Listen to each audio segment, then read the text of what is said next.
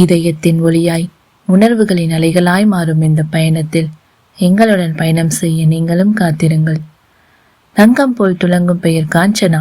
அவள் சுவாசம் கூட ஒரு கதை, அவள் நிசப்தம் கூட ஒரு ரகசியம். ஒவ்வொரு துடிப்பும் ஒளியாய் வெளிப்படும் ஓர் உலகம் அவள். காஞ்சனையின் கற்பனையில் உதித்த கதைகளை நினைவில் வைத்து உங்கள் மனதை வருடிச் செல்ல போகும் நான், ஆர்ஜே மது. விரிவரைந்த காதல் ஓவியம். இந்த கதையை பிடித்திருந்தால் லைக், ஷேர் செய்து சப்ஸ்கிரைப் செய்து கொள்ளுங்கள். Hi tears, Kanchana Senthil novels YouTube சேனலில் அடுத்து நீங்கள் கேட்கப் போகும் கதை விதிவரைந்த காதல் ஓவியம். மனதின் மென் உணர்வுகளின் குரலாக இக்கதையை வாசிக்கப் போகும் நான், உங்கள் ஆர்ஜே மது. விதிவரைந்த காதல் ஓவியம். இக்கதை காஞ்சனா செந்தில் யூடியூப் சேனலுக்காக எழுதப்பட்ட கதை. இதோ உங்களுக்காக கதையிலிருந்து சில துளிகள் கேட்கலாமா? ஒரே குடும்பத்தை சேர்ந்த அண்ணன் ருத்ரன், தம்பி கைலாஷ் இருவரும் பெற்றோர்களின் விருப்பத்திற்காக ஒரே குடும்பத்தை சேர்ந்த அக்கா தங்கையை திருமணம் செய்யும் சூழ்நிலை வருகிறது.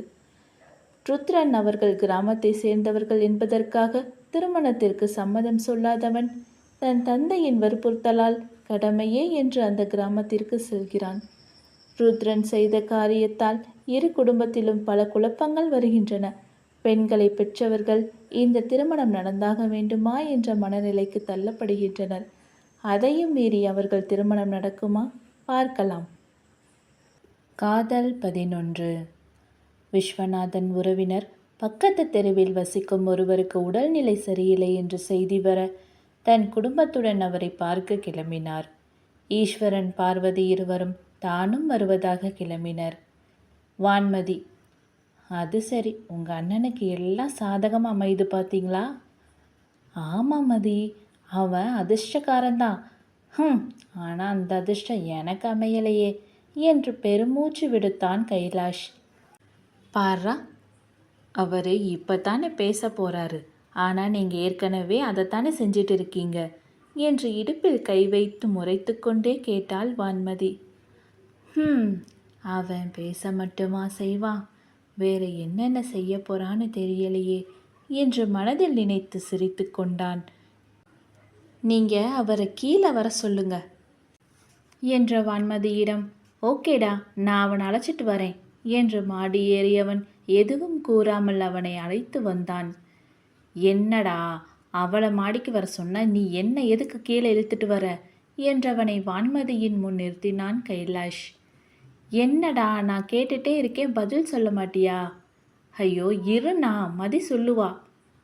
அது சரி, ஏன் நீ எதுவும் சொல்ல மாட்டியா? அண்ணா, உனக்கு குழலி கூட பேசணுமா வேண்டாமா? பேசணும்டா, பேசணும். அப்போ என் பொண்டாட்டி சொல்கிறத கேளு. எதே பொண்டாட்டியா? அது யாருடா?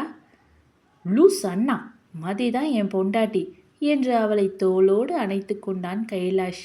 வான்மதி சட்டென அவனை பார்த்தவள் சொல்லா வண்ண உணர்ச்சி பெருக்கில் தவித்தாள். பெண் அவள் விழிதனில் கண்ணீர் இப்போ வரவா என அடம்பிடிக்க கண்களை சிமிட்டி கண்ணீரை அடக்கினாள். ஓஹோ, அது சரி. என்ன என்ன சரி என்று ருத்ரனிடம் துள்ளினாள் வான்மதி. எம்மா தாயே, எதுவும் இல்லை. எதுவும் இல்லையா? அப்பனா கிளம்புங்க. வான்மதி, விளையாடாத. என் குழலி கூட நான் இப்போவே பேசணும். குழலி அவளுடைய ரூமில் தான் இருக்கா, போய் பேசுங்க. யார் வேண்டாம்னு சொன்னா? நீ என்ன விளையாடுறியா? எங்கள் 2 பேருக்கும் இன்னும் கல்யாணம் ஆகலை. அதுவும் இல்லாமல் வீட்டில் பெரியவங்க இருக்கும்போது நான் எப்படி அவள் அறைக்கு போக முடியும்? ஆஹா, உங்களுக்கு கல்யாணம் ஆகலை? பெரியவங்க வீட்டில் இருக்காங்க. ஓஹோ, இதெல்லாம் இப்போ தான் உங்களுக்கு ஞாபகம் வருதா? அது சரி. கொஞ்ச நேரத்துக்கு முன்னாடி நீங்கள் பண்ண காரியம் மறந்து போச்சா என்ன? ஷவா, முடியலடா, இந்த புள்ள பூச்சியை யாராவது நசுக்குங்கடா என்று அவளை மனதில் வருத்தெடுத்தவன், எம்மா தாயே, உன்கிட்டலாம் பேசி ஜெயிக்க முடியுமா? எனக்கு அவள் அறைக்கு போக சம்மதம்தான். ஆனால் பெரியவங்க என்ன நினைப்பாங்கன்னு யோசிச்சு பார்த்தியா? ஐயோ, நீங்கள் என்ன லூஸா? வீட்டில் சத்தமே இல்லாமல் இருக்கே, உங்களுக்கு அப்பாவே புரியலையா? பெரியவங்க யாரும் வீட்டில் இல்லை. என்ன சொல்கிற? எல்லாரும் எங்கே போயிட்டாங்க? எங்கள் சொந்தக்காரங்க ஒருத்தவங்களுக்கு உடம்பு முடியலை, அதனால் பக்கத்து தெருவுக்கு போயிருக்காங்க. அவங்க திரும்பி வர நேரம் ஆகும். இப்போ நீங்கள் அவ கூட பேச போறீங்களா, இல்லை எங்கள் கூட பேசி நேரத்தை செலவழிக்க போறீங்களா சொல்லுங்க. அச்சோ மதி, நான் உன்னை என்னமோ நினச்சேன். நீ ரொம்ப நல்லவ தெரியுமா? பாரா, உங்களுக்கு உதவி செஞ்சா உடனே நான் நல்லவளா? ம், நான் நல்லவளா இல்லை, கெட்டவ, கேடு கெட்டவ என்று இல்லாத காலரை தூக்கி கொண்டு வில்லனைப் போல சிரித்தாள் மதி. முதலில் அவளின் குழந்தைத்தனத்தை ரசித்து பார்த்த ருத்ரன், தேங்க்ஸ் கைஸ் என்றவன் உள்ளே சென்றான். ஏன் மதிமா, நீ அவ்வளோ கெட்டவளா? அச்சோ, எனக்கு பயமா இருக்கே. ம், ஆமாம் ஆமாம், ரொம்ப கெட்டவ. மதி, இந்த வாய் உனக்கு இல்லைன்னு வையேன் என்று அவளின் காதை பிடித்து திருகினான் கைலாஷ். அச்சோ, வலிக்குது கைலாஷ், விடுங்க. சரி வா மதி, அவங்க பேசிட்டு வரட்டும், நாம் அப்படி உட்காரலாம். ஆமாம், அது வரைக்கும் நாம் என்ன செய்யலாம்? அதுவா, எனக்கு என்னென்னமோ தோணுது, ஆனால் அது எதுவும் நடக்காதே. உங்களுக்கு அப்படி என்ன தோணுது? அதுவா, என் பொண்டாட்டி கூட ஜாலியாக இருக்கணும்னு தோணுது. எதே ஜாலியாக இருக்கணுமா? அதுக்கு நிறைய அர்த்தம் இருக்குது கைலாஷ். நீங்கள் என்ன அர்த்தத்தில் சொல்கிறீங்க? அடடா, நீ ஏமா தப்பாக நினைக்கிற? சும்மா தோ உன் பக்கத்தில் இப்படி உட்காரணும், அவ்வளோதான் ஆசை என்று அவளை தோளோடு அணைத்தான் கைலாஷ். வான்மதியும் வாகாக அவன் தோள் மீது சாய்ந்து கொண்டாள். மதிமா, உனக்கு ஏதாவது ஆசை இருக்கா? இல்லை, அப்படி எதுவும் இல்லை. உண்மையாவா? ஆமாம், கொஞ்சம் பயம் மட்டும்தான் இருந்துச்சு. ஏன் மதிக்கு பயமா? என்ன பயம்? அதுவா, நான் இப்படி அடங்காதவளாக இருக்கேன்னு எல்லாரும் சொல்லும்போது மனசுக்கு கஷ்டமாக தான் இருக்கும். அந்த நேரமெல்லாம் எனக்கு என்ன தோணும் தெரியுமா? நம்மளை புரிஞ்சுக்கிட்ட ஒருத்தர் நமக்கு கணவராக கிடைப்பாரா, இல்லை கடைசி வரைக்கும் நாம் இப்படியே இருந்துடுவோமான்னு நினச்சி பயப்படுவேன் என்று கலங்கினாள். என்னம்மா இது, நீ ஏன் அப்படி நினைக்கிற? நீ நல்லா பேசுகிற, உன்கிட்ட பேசும்போது மனசு ரொம்ப சந்தோஷமாக இருக்குடா. நான் அப்படித்தான் நினைக்கிறேன். மற்றவங்க சொல்கிறதெல்லாம் காதில் வாங்காத, புரியுதா? எனக்கு உங்களை நினச்சா அவ்வளோ சந்தோஷமாக இருக்குது கைலாஷ். கடவுள் எனக்கு கொடுத்த வரம் நீங்கள். என்ன, என் மதி பெரிய வார்த்தையெல்லாம் பேசுகிறாளே என்று அவளின் முடிக்கற்றைகளை காதோறும் ஒதுக்கிவிட்டான்.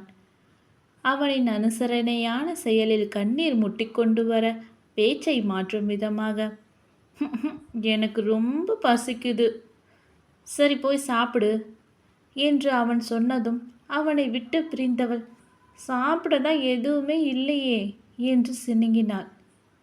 என்ன, அத்தை சமைக்கலையா? ஏங்க, நீங்களும் இங்கே தானே இருந்தீங்க, அம்மா எங்கே சமைச்சாங்க? அதுக்குள்ளே தான் சேதி வந்துருச்சுன்னு போயிட்டாங்க தானே. அட ஆமாம், அதை போய் மறந்துட்டேன் பாரு. என் மதிக்குட்டிக்கு பசிக்குது, அவ்வளோதானே. நான் இருக்க, நீ ஏன் கவலைப்படுற, வா என்று அவளை கைப்பிடித்து அழைத்தான். இப்போ எங்கே கூப்பிட்றீங்க? சமையல் அறைக்கு தான். ஐயோ, எனக்கு தான் சமைக்க தெரியாதே. அதுதான் எனக்கு தெரியுமே, நான் சமைக்கிறேன், நீ வேடிக்கை மட்டும் பாரு. உங்களுக்கு சமைக்க தெரியுமா? அதெல்லாம் சூப்பராக தெரியும். அம்மா சின்ன வயசுலேயே சமைக்க கற்றுக் கொடுத்தாங்க. பரவாயில்லையே, அப்போது ஏதோ பேச்சுக்கு தான் சொன்னீங்கன்னு நினச்சேன். உண்மையாகவே சமைக்க தெரியுமா? ஆமாண்டா, அத்தை சூப்பராக உங்களை வளர்த்து வச்சுருக்காங்க. உங்கள் அண்ணனுக்கு சமைக்க தெரியுமா? அண்ணன் சமைக்க மாட்டான், அவனுக்கு இன்ட்ரெஸ்ட் கிடையாது. ஓஹோ, அப்போ உங்கள் அண்ணன் என்ன மாதிரின்னு சொல்லுங்க. ஆமாம் ஆமாம். கைலாஷ் சமைத்து கொண்டே அவளிடம் பேசி கொண்டிருக்க வான்மதி ஆவலாக அவன் சமைப்பதை பார்த்து கொண்டிருந்தாள். ருத்ரன் உள்ளே செல்ல குழலி அமைதியாக படுத்திருந்தாள். யோசனையில் இருக்கிறாள் என்று இவனுக்கும் புரிந்தது. அழகோவியமாக காட்சியளித்தவளை ரசித்து கொண்டே அவளை நெருங்கினான். குழலி என்ற ஒற்றை வார்த்தையில் நிமிர்ந்து பார்த்தவள், இப்போ எதுக்கு இங்கே வந்தீங்க? பெரியவங்க வீட்டில் இருக்காங்க, அந்த பயம் உங்களுக்கு கொஞ்சமாவது இருக்கா? நீங்கள் பண்ணுறது சரியில்லை, உங்கள் அறைக்குள்ளே வர மாதிரி சர்வ சாதாரணமாக வரீங்க? இது என்னுடைய அறை, ப்ளீஸ் வெளியே போங்க என்று சத்தம் போட அதில் கோபம் கொண்டவன், பெரியவங்க வீட்டில் இருந்தால் நான் எதுக்கடி பயப்படணும்? அப்புறம் என்ன சொன்ன? இது உன்னுடைய அறையா? இது என் மனைவியோடைய அறை. அவளோட அறைக்கு வர உரிமை எனக்கு மட்டும்தான் இருக்கு, புரியுதா என்றவனின் பதிலில் மகிழ்ச்சியடைந்தாலும் அதை வெளிக்காட்டி கொள்ளாதவளாக, முதல்ல நமக்கு திருமணம் நடக்கட்டும், அப்புறமா அதை பற்றி பேசலாம் என்று முகத்தை திருப்பி கொண்டவளை கொலைவெறி கொண்டு பார்த்தவன் அறையின் கதவை தாள் போட்டான். அச்சோ, நீங்கள் என்ன பண்ணுறீங்க? உங்களுக்கு என்ன பைத்தியமா? ஆமாண்டி, பைத்தியம்தான். பைத்தியம் என்ன செய்யும் தெரியுமா? பார்க்குறியா என்றவன் அவள் எதிர்பாராத நேரம் அவளின் இதழோடு இதழ் அணைத்தான். குழலி அதிர்ச்சியில் விழிவிரித்தவள் அவனிடமிருந்து தன்னை பிரித்து கொள்ள எவ்வளவோ முயற்சி செய்தாள். அவனின் இரும்பு கரங்களில் மீள முடியாதவள் அவன் கைகளில் அப்படியே தோய்ந்து போனாள். தேன் உண்ட வண்டாய் மாறியவன், இதழ் தேனை உறிஞ்சியவன் அவளை மனமே இல்லாமல் விடுவித்தான். தன் கைகளில் தோய்ந்த மலரவளின் முடிக்கற்றைகளை காதோரம் ஒதுக்கியவன் அவளின் நெற்றியில் அழுந்த இதழ் பதித்தான். குழலி விழி மலர்ந்து பார்த்தவள், நீ நீ நீங்கள் என்ன பண்ணுறீங்க? உங்களுக்கு புரியுதா? திருவிழா ஆரம்பிச்சிருச்சு. கொஞ்சம் கூட உங்களுக்கு பயமே இல்லையா? ஏன் என்னை இப்படி சாகடிக்கிறீங்க? வற்றாத நீர் வழிந்து கொண்டிருக்க தன்னையும் மீறி கத்தினாள். அவனின் கொஞ்சம் மொழி அவளுக்கு பிடித்திருந்தாலும் முகத்தை கோபமாக வைத்து கொண்டு நின்றாள். கோபப்படாதடி செல்லம். அது சரி, திருவிழா ஆரம்பிக்கிறதுக்கும் நான் உனக்கு முத்தம் கொடுத்ததுக்கும் என்ன சம்பந்தம்? இந்த மாதிரி சின்ன சின்ன நிகழ்வுகளையெல்லாம் நீ பொக்கிஷமாக பாதுகாக்க வேண்டாமா குழலி என்று சிரித்துக்கொண்டே கேட்டான் ருத்ரன். ஓஹோ, இப்போ நடந்ததை நான் பொக்கிஷமாக பார்க்கணுமா?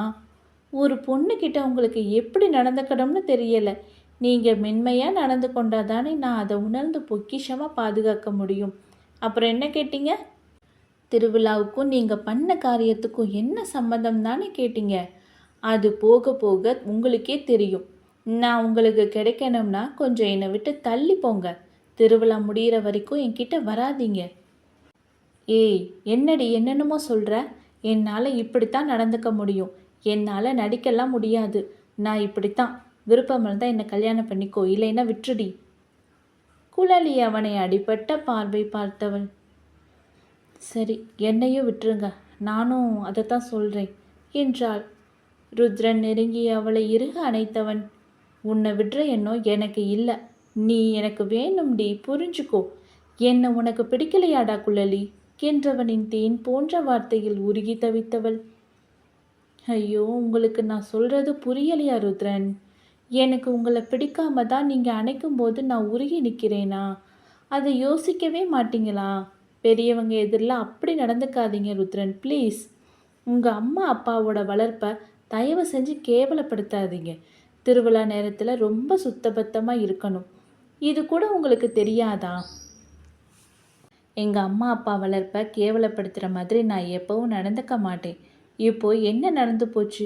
இங்கே என்ன சுத்தம் இல்லாமல் இருக்குது? எனக்கு புரியலை. அச்சோ கடவுளே, நான் உங்களுக்கு எப்படி சொல்லி புரிய வைப்பேன்? நான் சொல்கிறத கொஞ்சம் பொறுமையாக கேளுங்க. என் பக்கத்தில் வராதீங்க, அது தெய்வ குத்தமாகிடும். ப்ளீஸ் புரிஞ்சுக்கோங்க. சரி சரி சரி, இந்த ஒரே ஒரு முறை ப்ளீஸ் டி என்று மீண்டும் அவளை இறுக அணைத்தவன் அவளை விடுவித்து அவளின் முகம் முழுவதும் முத்த ஊர்வலம் நடத்தியவன் அங்கிருந்து நகர அதில் கிறங்கிய பெண்ணவளோ அவனை அணைத்து கொண்டாள். ஆடவன் இன்ப அவஸ்தையில் நெளிந்தான். என்னை ஏன் ருத்ரன் இப்படி அவஸ்தைக்கு உள்ளாக்குறீங்க? நீங்கள் என்னை அணைக்கும் போது எனக்கு என்னென்னமோ தோணுது. கல்யாணம் ஆன பிறகு இப்படி நடந்தால் ஒன்றும் தெரியாது ருத்ரன். எனக்கு உங்களை ரொம்ப பிடிச்சிருக்கு. நீங்கள் இல்லாமல் என்னால் வாழ முடியாதுன்னு தோணுது. இன்னும் ஒரு வாரம் பொறுத்துக்கோங்க. இந்த மாதிரி அடிக்கடி என்னை அணைச்சிக்கிட்டே இருந்தால் என்னால் உங்களை விட்டு பிரியவே முடியாது போல. கொஞ்சம் தள்ளி இருங்க. என்னை உங்களுடைய செய்கைக்கு அடிமையாக மாற்றாதீங்க. நீங்கள் எப்போ என் மனசில் வந்தீங்களோ அப்போவே நான் உங்களுக்கு மனைவி தான் என்று தன் மனதில் உள்ளவற்றை கொட்டி தீர்த்தாள். குழலி இப்படி பேசுவாளா என்ற ஆச்சரியத்தில் வெளிவிரித்தவன் அவளை நிமிர்த்தி அவளின் நெற்றி முட்டியவன், நீ சொல்றது எனக்கு புரியுதுடி. திருவிழா முடிகிற வரை நான் உன்னை தொந்தரவு செய்ய மாட்டேன் என்றவன் அவளின் நெற்றியில் இதமாக இதழ் பதித்தான். எனக்கு இது போதும். நான் உங்கள் மனசு கஷ்டப்படும்படி பேசியிருந்தா என்னை மன்னிச்சிடுங்க. இல்லைடா, நீ சரியாக தான் யோசிக்கிற. நான் தான் உன்னை புரிஞ்சுக்கல. சரி சரி, நாம் நாளைக்கு கோயிலுக்கு போகலாம். இப்போ போய் படுங்க. என்னடி, அதுக்குள்ளே தூங்கி என்ன பண்ண போகிறேனா? இங்கேயே இருக்கேனே. அது சரி, பெரியவங்க இருக்காங்க, ஞாபகம் இருக்கா இல்லையா? அடியே செல்லக்குட்டி, பெரியவங்க யாரும் வீட்டில் இல்லடி. என்ன சொல்கிறீங்க? இவனும் விஷயத்தை கூற, அப்படியா? அக்கா மாமா இருப்பாங்களே, அக்காவுக்கு தெரிஞ்சா அவ்வளவுதான். அடி ஏண்டி, உன் அக்கா தான் உன் அறையில் வந்து பேச எனக்கு ஐடியாவே கொடுத்தா என்று சிரித்தான். என்ன சொல்கிறீங்க, உண்மையாவா? ஆமாம். அப்போது உங்களை பற்றி அவளுக்கு நல்ல எண்ணம் வந்துடுச்சு. ஐயோ, எனக்கு அது போதுங்க. உங்கள் அக்கா ராட்சசி தான், ஆனால் ரொம்ப நல்ல ராட்சசி என்று கஞ்சமிட்டு சிரித்தான். போது நிறுத்துங்க. அவளை ஏதும் சொல்லாதீங்க, எனக்கு கோபம் வரும் பார்த்துக்கோங்க. சரி சரி சரி, என் பொண்டாட்டிக்கு கோபம் வர மாதிரி நான் எதுவும் செய்ய மாட்டேன் என்றான் ருத்ரன். பொண்டாட்டியா? ஆமாம், நீ என் பொண்டாட்டி தான் என்றதும் அவளோ வெட்கப்பட்டு தலை குனிய அவளை நிமிர்த்தியவன் கண்களில் இதழ் பதித்தான். கதவை தட்டும் சத்தம் கேட்க இருவரும் பதறி விலகினர்.